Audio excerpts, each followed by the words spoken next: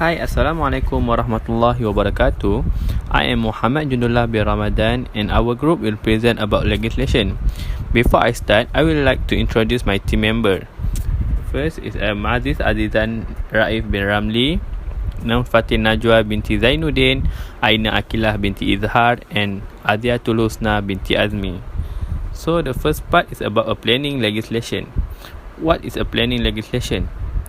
Planning legislation is essential a body of law that control land use and land development. The objective of planning is to control land use in order to provide comfortable, beautiful and conducive living condition. So the next one is about zoning. What is the meaning of zoning? Zoning is how real property can and cannot be used in certain geographic area and limit commercial or industry use of land in order to prevent oil, manufacturing or other type of business from building in residential neighborhood. Law can be modified or suspended if construction of the property will serve to help the community. So the next part is a type of zoning in main city. There are 4 types of zoning. First, the functional zoning, the most prevalent form of zoning where land use zones are defined according to the function such as commercial, residential or industry. Each zone type is subject to specific rules and regulation concerning the type of activity that can be built. And second one, form-based zoning. Form-based zoning defines zones according to their physical characteristics, mostly from an urban identity perspective, such as the downtown area. This form of zoning is usually easier to relate to the general population since it uses zonal definitions that are well known.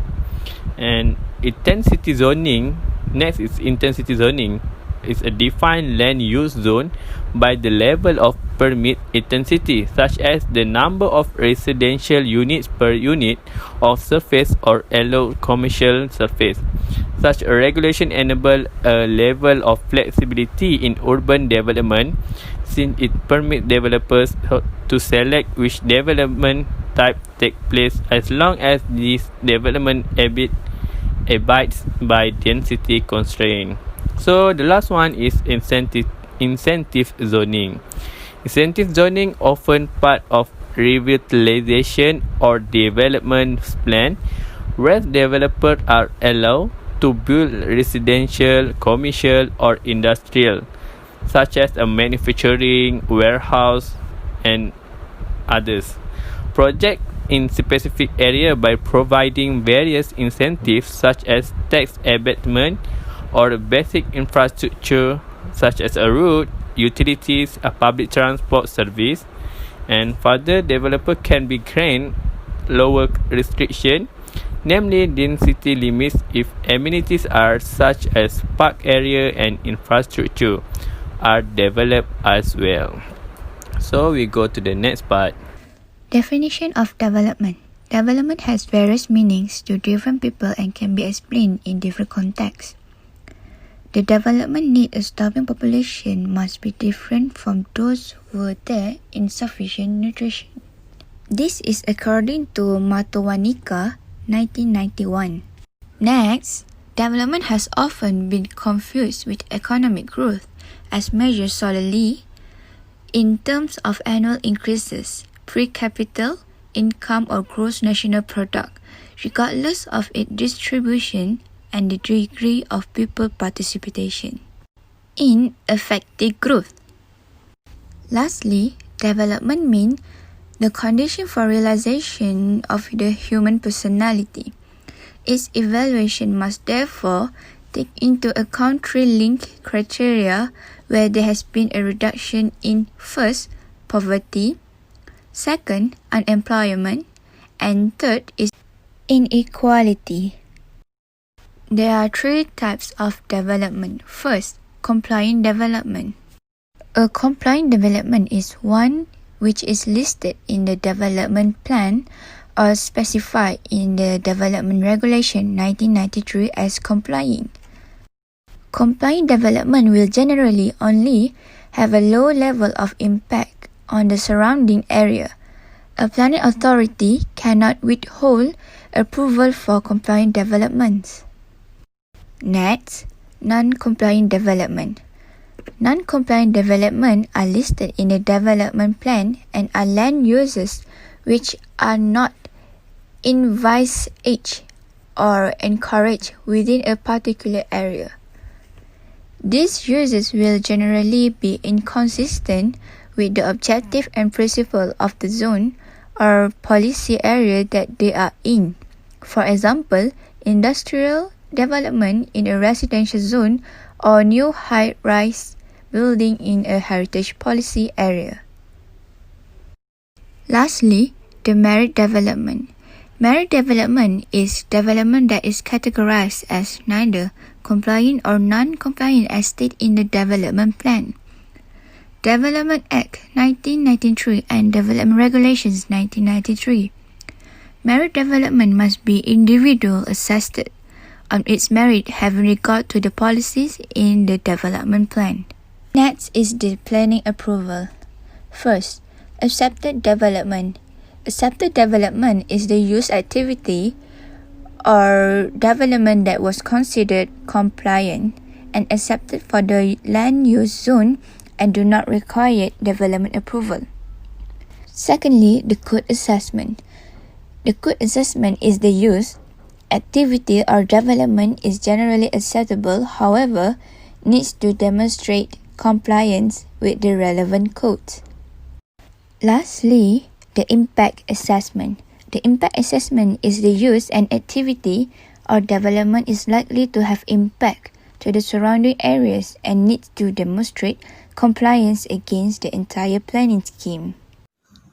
What is land use planning? Land use is the characterization of land based on what can be built on it and what the land can be used for. It's determining what sort of community, environment, or settlement can be used on a specific type of land. One definition of land use is the total of arrangements, activities, and inputs that people undertake in a certain land cover type. Land use also is the way that people adapt to suit their needs. There are 5 types of land use planning. First, recreational land. It is meant to be used for the enjoyment of the people who use it, such as theme park, water park, and botanical garden. Second, transport land. This land is designed for the structures that help people get from one destination to the other, such as road transport, rail transport, and airport. Third, agricultural land.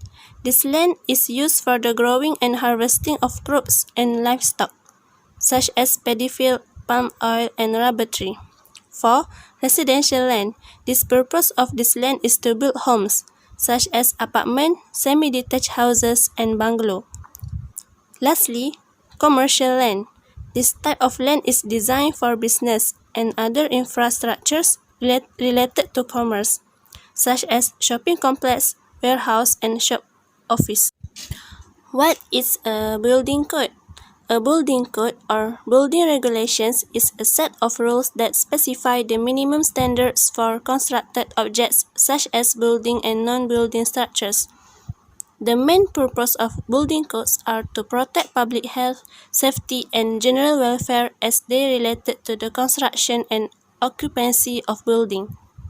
The building code becomes law of a particular jurisdiction when formally enacted by the appropriate governmental or private authority. Lastly, it also applied by architects, engineers, constructors, and regulators. What is Land Act? It is a short title used for legislation relating to land. It is also the preparing and enacting of laws by local, state, or national legislatures. Legislation involves not only action by a legislative body, but also participation by the executive. So we're moving on to the purpose of Land Acts. The purpose of Land Acts is to facilitate how an owner of land may use the land or moderate how others do so. Next, the purpose of Land Acts is to determine what interests there are in the land.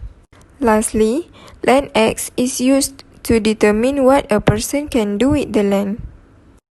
Next is the restriction of Land Acts. Malay reservation land states that no right or interest of any Malay in reservation land shall be transferred to or vest in any person not being a Malay, meaning that any dealings, transfer, lease or charge of Malay reservation land must only be in favour of a person who is Malay. Malay is generally defined to a person who professing the Muslim religion, habitually speaking the Malay language and belonging to the Malayan race. In other words, any dealings which is transfer, lease and charge of Malay reservation land in favour of non-Malay is prohibited and shall therefore be null and void. Other than that, where land in a Malay reservation is held by a non-Malay proprietor, they acquire less benefits than a Malay proprietor. Which means, when a Malay owns a land, they acquire more benefit than a non-Malay. Moving forward, the land that held by a Malay proprietor is free from the prohibition, unlike the situation in the past. This is because in the past, when Malay owns a land, many prohibitions were given by the colonialists. Next restriction is the existing holdings of non-Malays which later will become part of a Malay reservation. Moreover, holdings purchased by non-Malays in respect of land already included in a Malay reservation. And lastly, when a Malay owns a land, they will automatically prohibited from any enactment. Now, I will explain how legislation affects the property value. So, we have positive and negative effect that increase or decrease the property value. The positive effects of land use regulation on property values can occur two ways. First is amenity effects. Amenity effects happen when land use regulation protect, enhance or create amenities or services that benefits property owner. For example, property tax. Many communities use property tax to finance public services like police and fire protection, public schools and infrastructure such as roads and utilities. These public services help these communities prosper and make them an attractive place to live, which in turn raises property value. Next, regulation to protect environment, amenities, open space and farmland or to control objectionable conditions such as noise, congestion and pollution. Second is scarcity effect.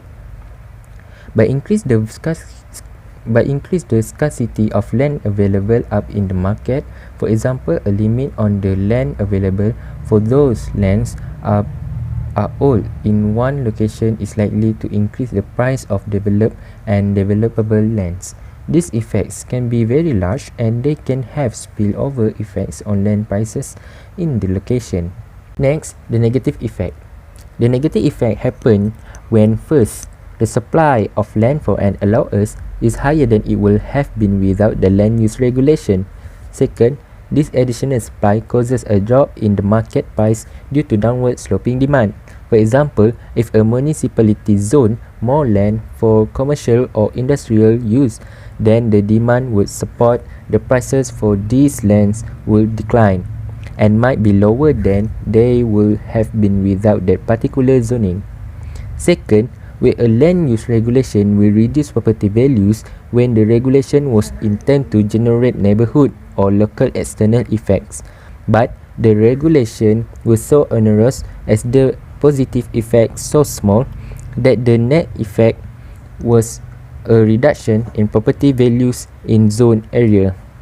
Where a land use regulation will reduce property value occur when the external effect represent benefits to society generally but do not tend to be reflected in the property values. These may include designations for scenic or historical areas, wild and scenic rivers. Lastly, where a land use regulation on post cost on landowners is somewhat more difficult to evaluate in terms of market economics. This situation include one where a family wishes to transfer land such as farm or forest land. to family nowhere for other kinds of uses like building homes for personal use.